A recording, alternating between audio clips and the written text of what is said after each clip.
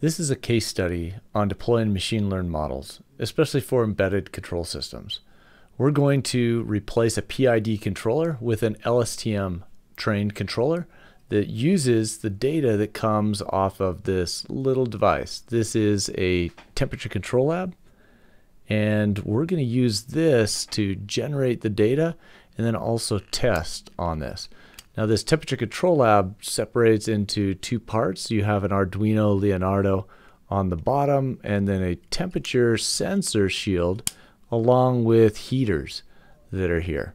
So we're going to use this to see if we can generate this machine learned model based on the PID controller and then replace the PID controller with an LSTM network that will give the heater commands.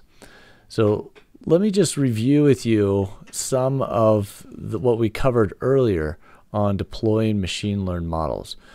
Now let's say you have a machine learned model that you've generated.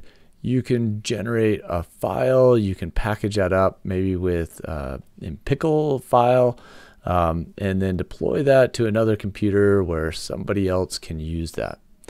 The other option is to create a Docker container and deploy that to the cloud. Then you can perhaps create an application that can use that, and then anyone can access that application. You can also generate code and have an embedded system, maybe like a robot or a UAV or drone, and that can that machine learned model can run natively on that device. So there are many different ways to deploy machine learned models, and we're going to be talking today about how to go this route with packaging it up. And we're going to use an HDF5 file and also a pickle file as well.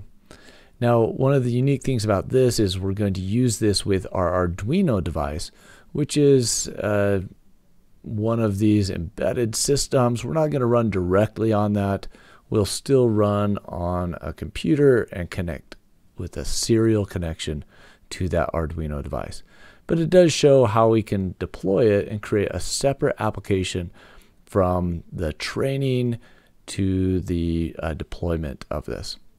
So let's go ahead and just talk a little bit more about this.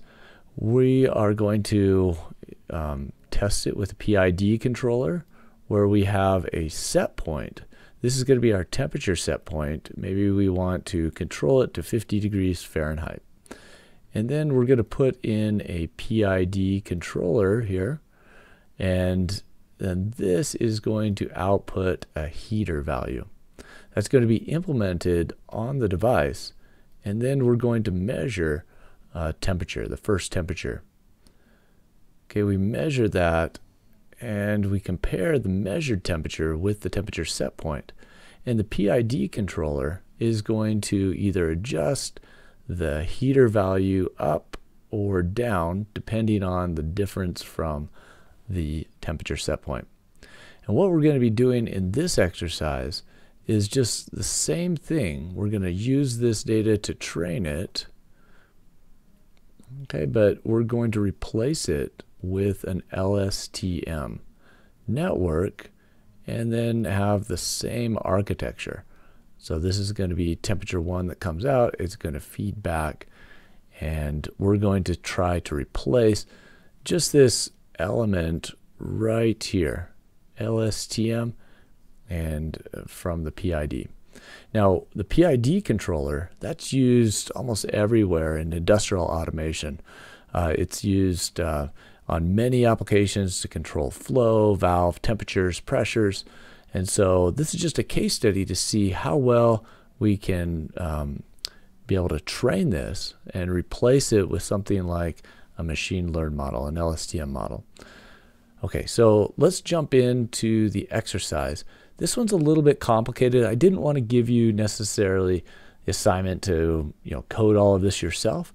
So the first notebook that you'll see is really just all the code that you need to generate the LSTM model, and then the assignment is to then take that model and create a standalone application and see if we can implement it on this little device right here.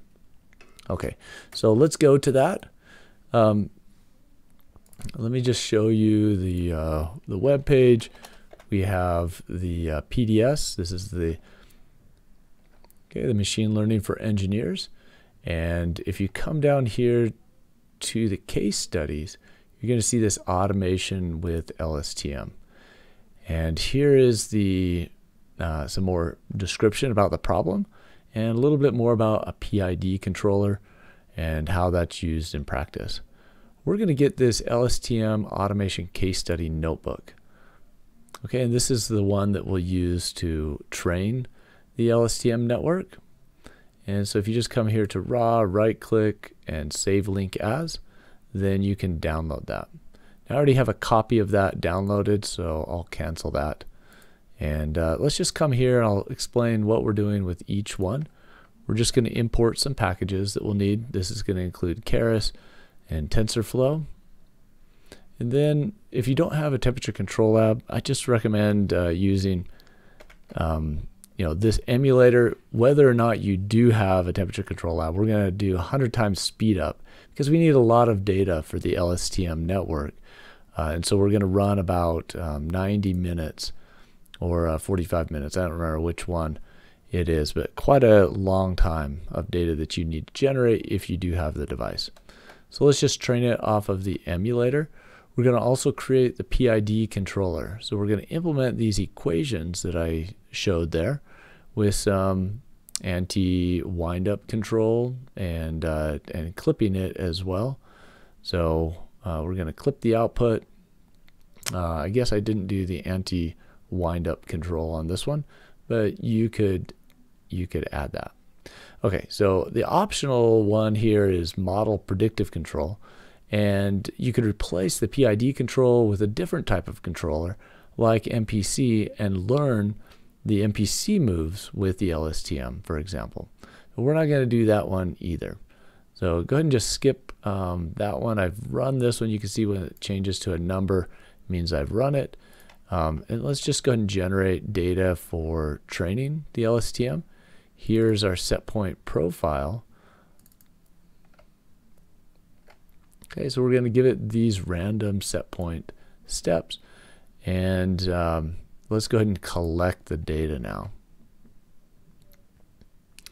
Okay, so now it's going to run with the PID controller, and it's going to run at 100 times faster than normal. So you can see the output here with the PID controller with a lot of information about what's happening with the proportional, integral, and derivative, and the integral absolute error. You don't need all of that information here. We're just going to be collecting the time, the heater output, and temperature set point, and the temperature. So all of those we're collecting in this one file. All right, now after this finishes, we're going to save a comma separated value file, and this is going to help us train the PID controller. So we have the CSV file. After this successfully disconnects, we're going to run this and save the CSV file, and you can see the performance of the PID controller. We have Q1 that's right here. This is our heater output. You can also see temperature 1. This is the red line here meeting the set point, which is the black line. So overall, the PID controller did a very good job. We want to use this data now to train the LSTM network. So we want to get the error between the set point and temperature 1, and we're going to use that as our feature for training. So, and we can see the relative importance of this with select K best. We can see that the error is maybe not even as important as the temperature set point or T1. So we may not have needed that. We can maybe just use 2 of these. All right, let's go ahead and do formatting the data for the LSTM input. One of the things that we need with LSTM is a window, and we're going to select a window of 15. So we're going to look at the past 15 time steps, and that's going to help us predict the next heater value or the next Q value. So let me just write this out, how this looks on what we're going to use for the predictions. So we're going to take the last temperature values, okay, for a time window of 15 seconds. And then we're also going to look at the temperature set point values. And that's also going to be for the past 15 seconds. And then these are going to feed in to the Lstm. And that's going to produce a predicted Q1 value. So we need something that's just a little bit longer. We can't just take just the current values, because in a PID controller we have proportional, integral, and derivative values. And in particular, integral uses kind of a history of the past, what's happened, to tell how aggressively to move the Q value or the manipulated variable. So we need to emulate that one in particular by using this horizon. Okay, these horizon of these values that are going to look backward in time and tell us, if we need to add more heat or less heat. So let's come back here. Here's our window, and we generated this into a train and test set. And now let's go ahead and just create the model and test and create the training now. So we're going to train it. You can see the progress here. It takes a little bit to train this. We've given it quite a bit of data, and you can see each of the batches as it trains. And then these are the epochs per second. So it's about a second and a half per update of our parameters. And you can see an estimated time here as well. So it gives you not only the number that it's calculated already, but it tells you about how much time is expected. Here we can see the loss function. And so this should be going down as we train the model. And then we also want to see the validation loss. This is the amount that it goes down for the test set. And if we see this go down, the loss, that's our training, but the validation loss goes up, then it probably means that we've overtrained our model. And so we need to stop there. So we want to plot all of these after it's done. We want to plot the loss function, and we want to plot the validation, and see if they continue going down throughout the whole training period. Looks like we have about another minute 50 left. So I'm just going to go down and keep explaining what we're going to do. Here's our model performance. Okay, and then we're going to generate set point data for some of the testing, and then we'll test it in simulation. All right, we'll run the controller with the PID, but also output the Lstm for comparison, just to see how well it's comparing between the PID and the Lstm. And then in a final one, this is our final simulation one, we'll run the controller with just the Lstm to see how it works with our TC Lab digital twin, and see if it has reasonable performance. And then part C, we're going to use the Lstm controller to control the TC Lab microcontroller, or the emulated TC Lab from a separate program. We want to demonstrate that we can package and deploy the Lstm model so that it can be used on a completely different computer than the training computer. And this application doesn't necessarily need to run on a separate computer, but we just need to show that it's a separate program and independent of this training notebook. So in support of that, these are all the things that we need from the Lstm controller.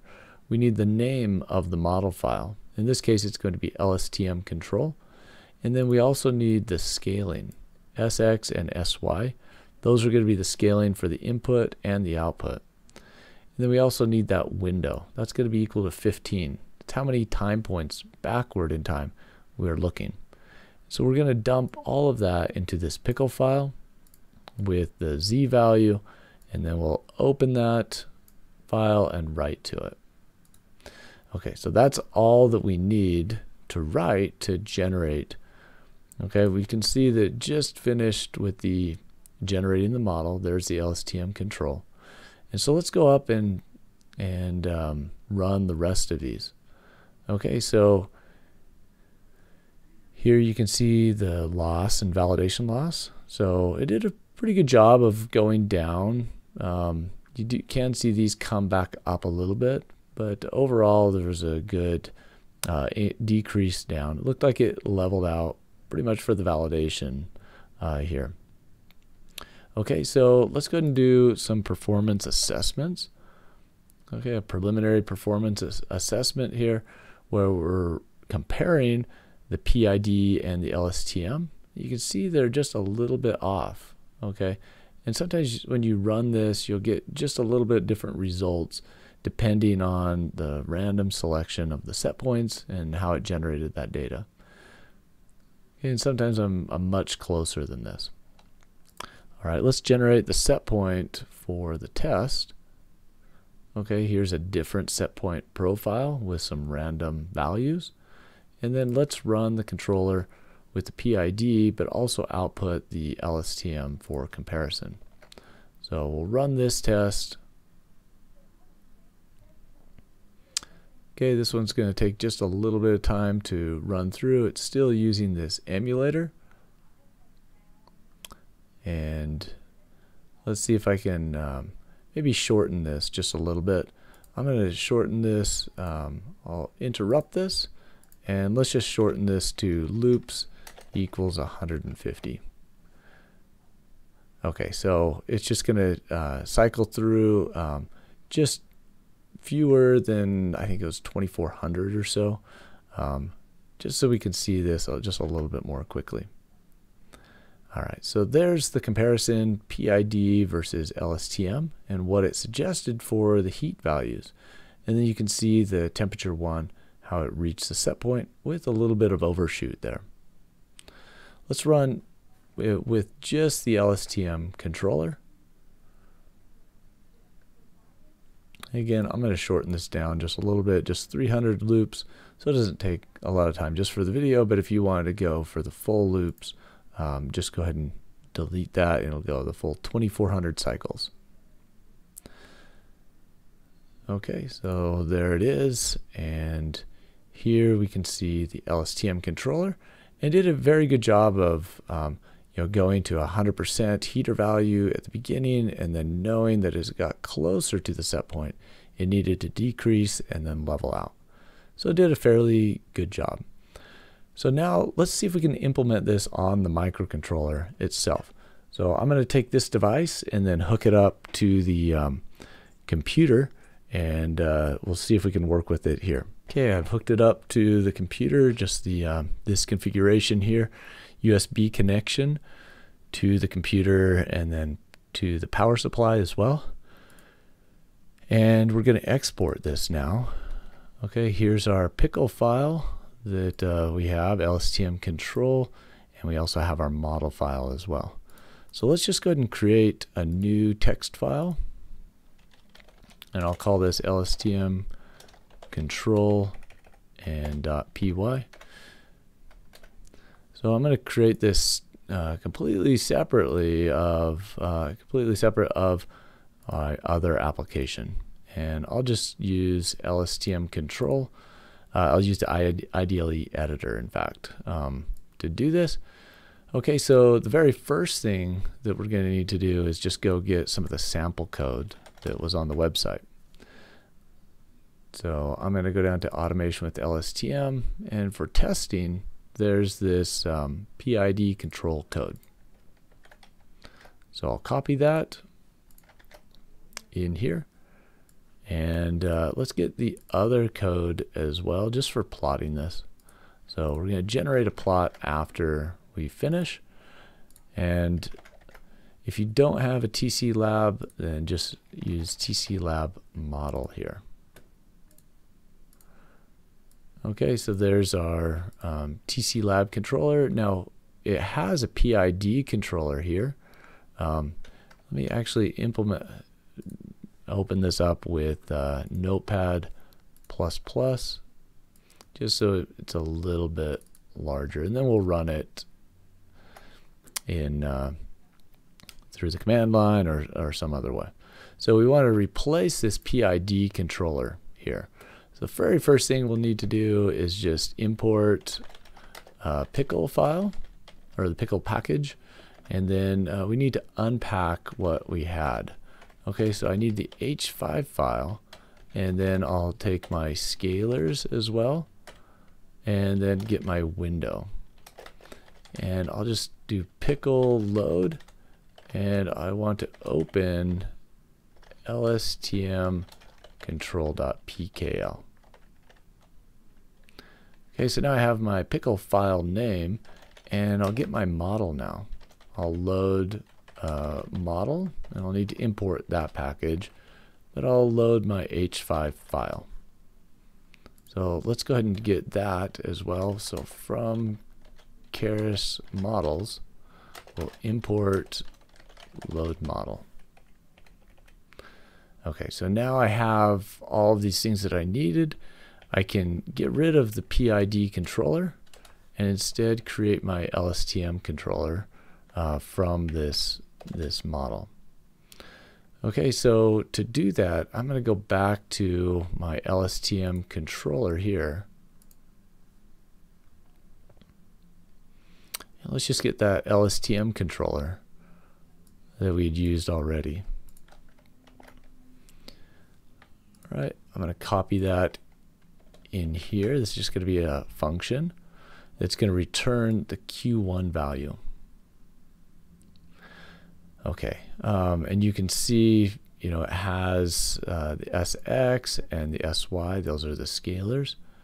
And the thing that I need to put in here is a vector of 15 values, an array of 15 values that is going to be input as T1 and T set point. All right, so let's come down here and just replace this with Lstm control. And let's see, what I want to do now is, okay, I've got to be careful on the first cycle through. I don't have 15 values. So I'll just say if I is greater than or equal to the window, then I will go ahead and say T1M equals T1, all of my T1 values, I minus window. So I'll go 15 back, and I'll go up to the current value. And else, then I'm going to say that I need to insert some values before the ones that I have. So I'll go window minus I, and then times, I'll just use the very first value if I'm short on values. And then I'll do T1M is going to be, and I'll concatenate these together with the inserted value, and then also T1 0 to I. So I'll just take whatever data I have and then concatenate. Okay, and then I also need one other thing. Okay, the T set point M, that's going to be equal to let's see, that's going to be equal to my window times MP1s. And let's see, no, it's 50. It's going to be 50 times, because my set point is going to be 50.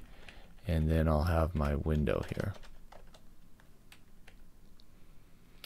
Okay, so my Q1 value now is going to be, instead of PID, it'll be Lstm.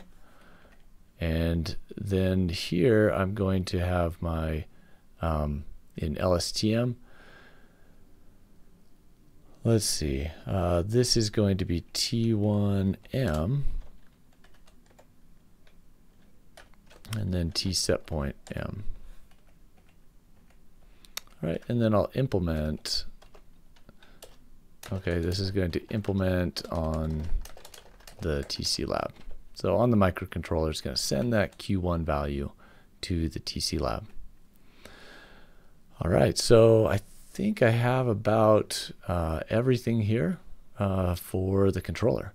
So I've constructed the inputs that I needed, and then I'm going to call that Lstm function, and it's going to input the T1 M and T1 set point M, and then return a Q1 value.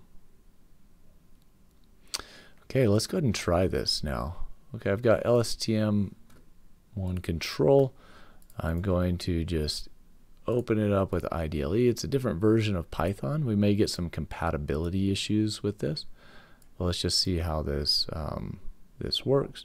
Okay, this first error is that I forgot to read it as a binary file. So I need just one additional input here.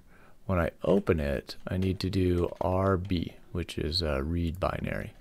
So let's just go ahead and see if I can read that and if it will start controlling. Okay, we have PID is not defined. So I need to go down here, and I think I output something like PID sample time.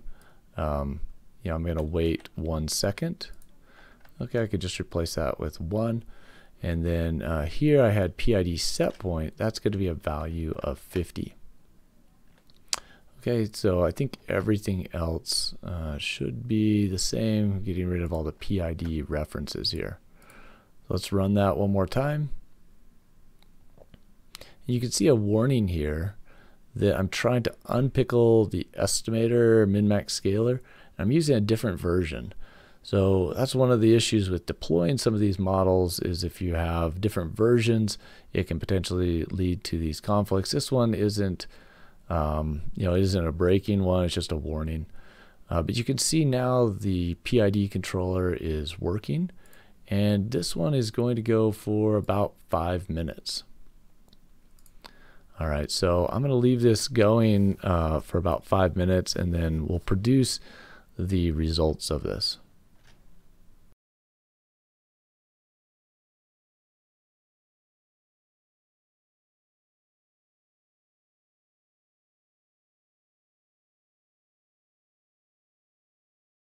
Looks like it's about done, about 15 seconds left or 10 seconds left.